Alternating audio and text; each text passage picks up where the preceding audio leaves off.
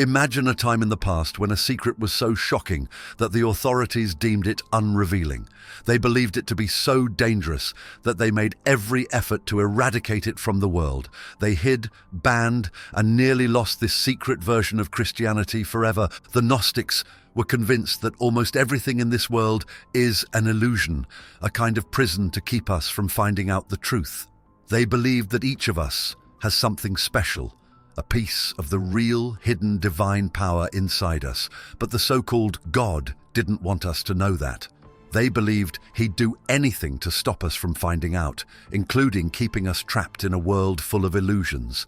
To them, breaking free meant looking inside ourselves and finding the hidden knowledge or gnosis that could set us free. The people in charge decided to erase Gnosticism, to destroy all their books and teachings.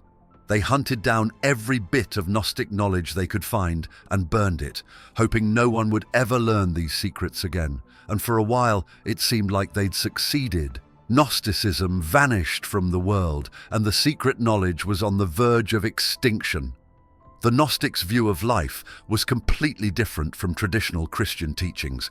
While Christianity was based on the idea of having faith in God, the Gnostics believed that true salvation came from knowledge, or gnosis. This wasn't just any kind of knowledge, it was a hidden wisdom that could reveal the truth of existence. They thought it was the only way to truly understand the universe and one's place in it, and this knowledge would set people free from the illusion of the physical world. The Gnostics believed that a dark, power-hungry entity named Yaldabaoth, rather than a loving God, created this world. They believed that Yaldabaoth, who they called the false god, was responsible for making a world that looked real but was really a prison. This being wanted people to remain trapped in their bodies, in a world filled with pain, limitations, and illusions. Gnostics saw this as the ultimate trick because, in their eyes, Yaldabaoth wanted humanity to worship him as the true God, even though he was deceiving them. Imagine a world where almost everything, including your senses and experiences, exists solely to deceive you. According to them, Yaldabaoth built a world that seemed solid and permanent, where the physical sensations of touch, sight, and sound would keep people grounded in the illusion. They taught that all these things were tricks to keep people from realizing their true, powerful nature. This false reality, they believed, was like a thick curtain that separated people from their divine spark, the hidden, godlike power inside each person. If you could look beyond the curtain, you'd see that each person was a part of something much greater, much more powerful than this material world.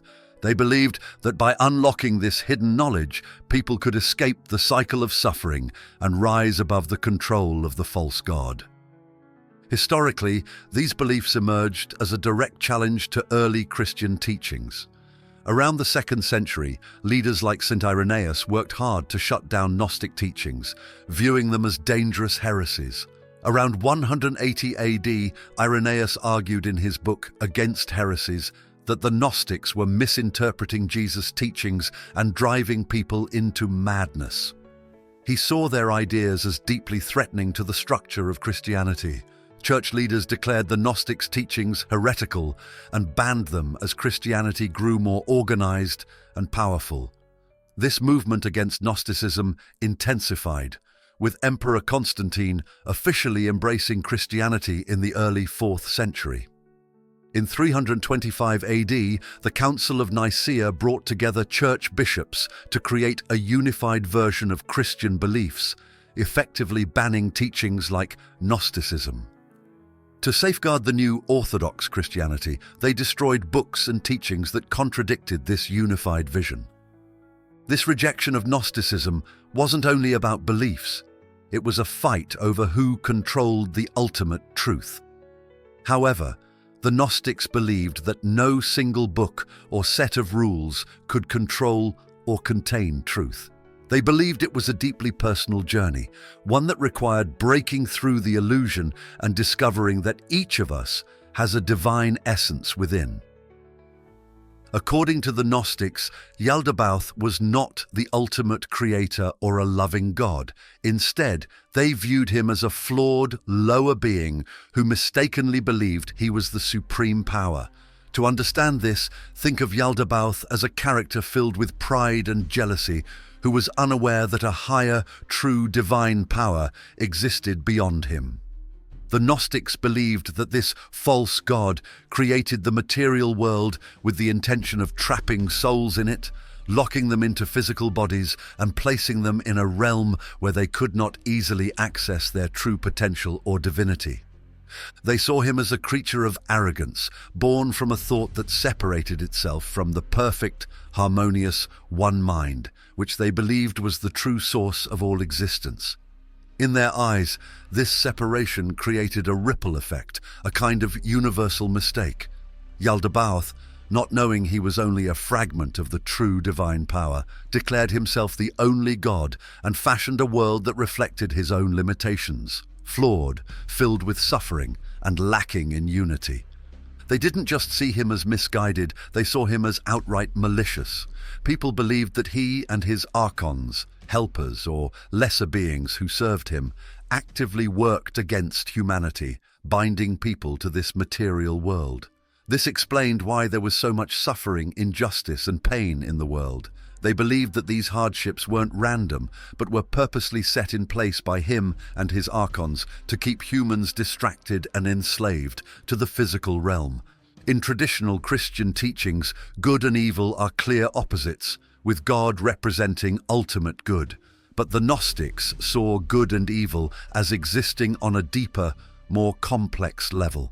In their view, true goodness came from the original unified divine source, the one mind or monad, which was pure, peaceful, and harmonious. Evil to them wasn't just bad actions or behaviors. It was anything that separated people from understanding their true nature and connection to this divine source. So, in a surprising twist, they saw Yaldabaoth, the creator of the physical world, as the embodiment of this separation and, therefore, the ultimate source of evil. One of the most symbolic stories for Gnostics was the creation of humanity. They believed that when Yaldabaoth created the first human, he unintentionally included a spark of the divine within it. This spark made humans more powerful and aware than Yaldabaoth had intended, which angered him and his archons. To counter this, they cast humanity into a physical body and placed it in a world filled with limitations, hoping this would trap the divine spark and keep it from awakening. They believed that discovering and nurturing this divine spark, the hidden godlike quality within each person, is the key to the Gnostic journey. The Gnostic idea of good versus evil, though controversial, encourages a totally different way of seeing the world. Instead of focusing on good behavior or faith in an external power, Gnostics believed that the real battle was internal, finding the divine spark within and breaking free from the illusion of the physical world. For them, true goodness lay in self-knowledge and enlightenment, while evil was anything that kept a person from that discovery. They saw this world as an elaborate trap, and Yaldabaoth stood as the ultimate symbol of that evil. In Gnosticism, self-actualization meant realizing that you held a spark of divinity within. They believed that Yaldabaoth and his archons had suppressed and buried this divine spark, trapping people from recognizing their own power. The Gnostics saw life as a journey to reclaim this spark, and they believed that by tapping into it, a person could achieve enlightenment, a level of awareness that would let them see through the illusion of the physical world. This wasn't just a personal discovery, it was a way to break free from the chains of deception and, in a sense, become more powerful than the false god who had tried to control them. Unlike traditional religions that teach obedience and devotion, Gnosticism encouraged people to question everything they'd been taught and seek answers within themselves. To the Gnostics, the true path wasn't about accepting doctrines or obeying commands. Instead, it was about uncovering the layers of illusion created by Yaldabaoth and realizing that the power to transform one's life came from within. People saw this inner journey, or gnosis, as a form of sacred rebellion, a method to reclaim control over one's life from the forces that attempted to enslave humanity. For the Gnostics, self-discovery wasn't a passive process. They believed that each person was on a mission to awaken, to break free from the false reality constructed around them. And this mission required courage and independence because it involved challenging the accepted truths of society and the teachings of powerful religious institutions. By searching for answers within and not relying on external authorities, the Gnostics were rebelling against the very foundation of religious authority. This defiance made them a target for the early church, which saw such individual empowerment as a direct threat to its influence and control. One key symbol in Gnosticism for this rebellious journey of self-empowerment is the figure of Sophia, a divine being who represents wisdom. According to Gnostic stories, Sophia is a spiritual entity who took a bold, independent action that led to the creation of Yaldabaoth. Though her actions introduced chaos, Sophia's journey shows the strength of taking risks, stepping beyond what is known, and embracing the quest for understanding. For the Gnostics, Sophia's story was a powerful example of how each person could make mistakes or face challenges, but ultimately rise to find inner truth and wisdom. This philosophy of self-empowerment through knowledge, knowing yourself as divine, was the Gnostics' ultimate rebellion.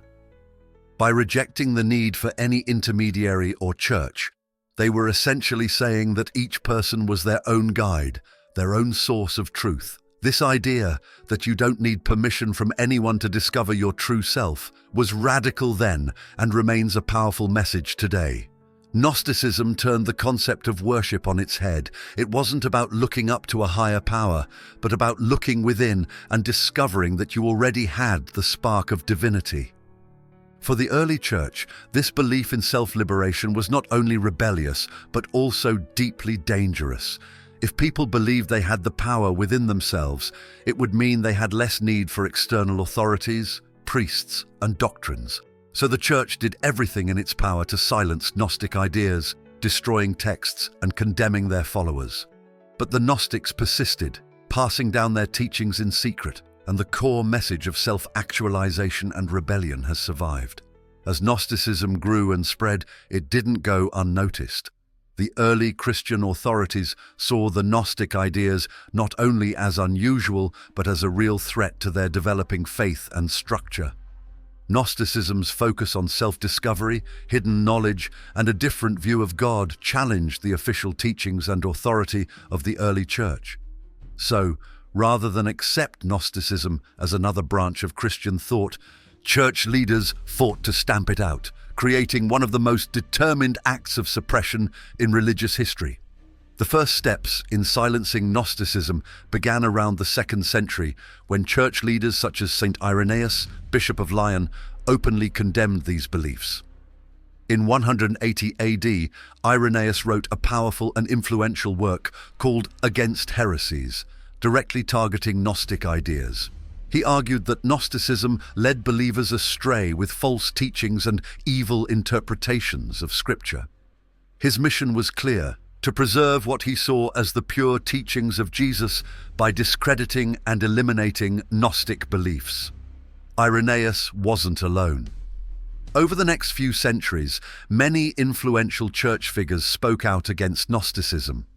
50 years later, in the early 3rd century, Christian theologian Hippolytus of Rome followed in Irenaeus's footsteps by writing The Refutation of All Heresies, a book aimed at exposing the so-called lies of the Gnostics. By labeling Gnosticism as dangerous heresy, church leaders created a powerful narrative that positioned Gnostic beliefs as both spiritually and socially corrupt, something that needed to be rooted out. As the Christian faith spread through the Roman Empire, it gained more power and influence, reaching a pivotal moment in the early 4th century.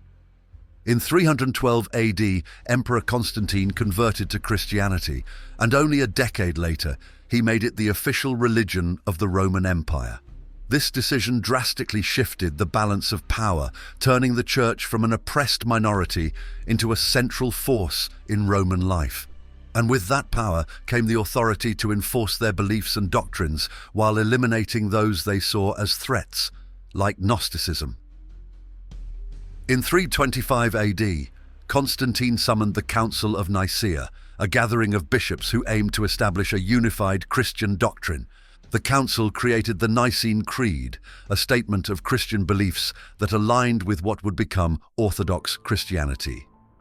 The decisions made at this council also sent a clear message that any teachings outside these agreed-upon beliefs, including Gnosticism, were unacceptable. This was one of the earliest formal acts to isolate and target Gnostic beliefs as heretical. Over time, church councils continued to define and defend orthodoxy, further isolating Gnostic teachings from the Christian mainstream. If you found this journey through the hidden world of Gnosticism intriguing, consider supporting our work by sending a super thanks. By tapping that button, you're helping us keep uncovering and sharing these powerful, almost lost ideas. Your support makes a real difference, allowing us to keep creating content that dives deep, asks big questions, and brings forgotten knowledge back to light. But the suppression didn't stop at condemning Gnostic teachings. It extended to the physical destruction of Gnostic texts. Church leaders actively sought out and destroyed any books and writings that promoted Gnostic ideas. They believed that if these texts were wiped out, then the knowledge and ideas within them would be forgotten.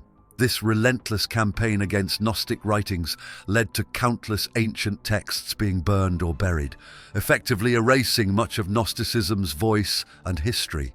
However, some people took extreme risks to protect these texts, hiding them away in hopes they'd survive. In one remarkable case, Gnostic texts were buried in a large jar and hidden in the sands of Egypt. For centuries, these books lay underground, undisturbed and forgotten, until a surprising discovery in 1945. Near the town of Nag Hammadi in Egypt, a farmer stumbled upon the jar and unearthed a collection of Gnostic writings now known as the Nag Hammadi Library. These manuscripts included lost Gnostic works like the Gospel of Thomas and the Secret Book of John, giving the world a rare glimpse into Gnostic thought after almost 1,600 years of suppression. The discovery of the Nag Hammadi Library reignited interest in Gnosticism and allowed people to see a side of early Christian thought that had been almost completely erased. These texts revealed how determined the early church was to eliminate Gnostic beliefs and maintain control over Christian teachings. They also highlighted how Gnosticism's focus on personal enlightenment and divine knowledge had remained hidden, waiting for centuries to be rediscovered. What makes Gnosticism even more fascinating is the lengths to which it was suppressed. The Church viewed Gnosticism's message of self-liberation as a threat, seeing it as a radical rebellion against the authority of religious leaders. By suppressing these teachings, the Church aimed to control what people thought and believed, to ensure that power remained centralized. And yet, even after centuries of suppression, these ideas resurfaced. The discovery of the Nag Hammadi texts allowed a nearly lost worldview to re-emerge, revealing to modern readers a different approach to spirituality, one that values the courage to question, the desire to learn, and the strength to seek knowledge as a path to freedom. Thanks for watching. Join our community by subscribing to this channel. Until the next video.